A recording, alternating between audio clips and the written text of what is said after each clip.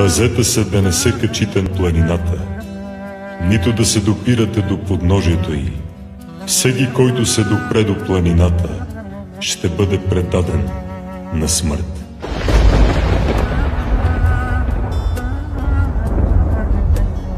На третия ден утринта имаше гръмове и светкавици, и гъст облак над планината, и много силен тръбен глас.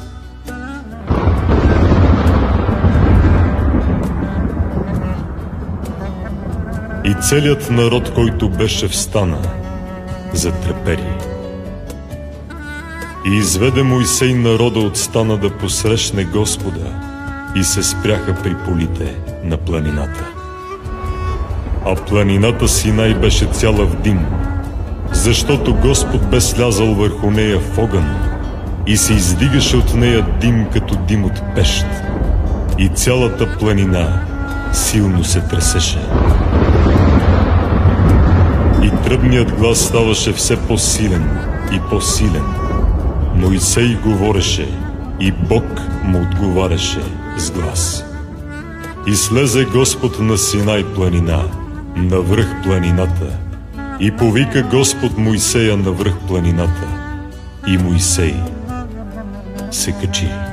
Още в зората на човечеството, на Божията планина Хорив, Синай, Бог дал на човешкия род, чрез свети пророк и боговидец Мойсей, 2 плочи на откровението, каменни плочи, написани с Божий пръст.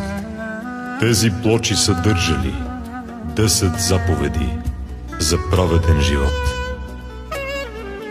Аз съм Господ, Бог твой, да нямаш други богове, освен мене.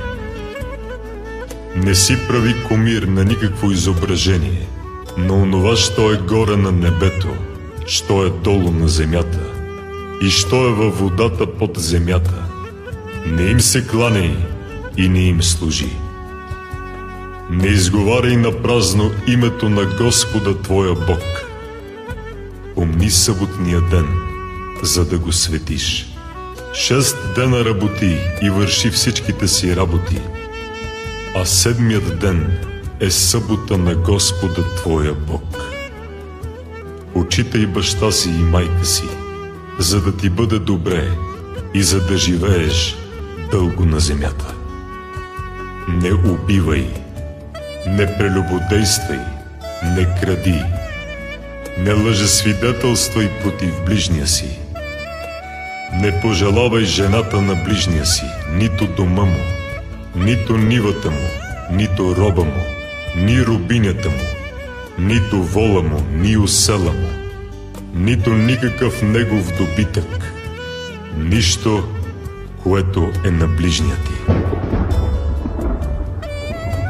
Целият народ чуваше гръмовете и тръбния глас и гледаше пламъка и планината, която се димеше. Когато Мойсей слизаше от планината Синай, 2 скрижали на свидетелството бяха в ръката на Мойсей при слизането. Мойсей не знаеше, че кожата на лицето му сияеше с лъчи, понеже Бог бе говорил с него.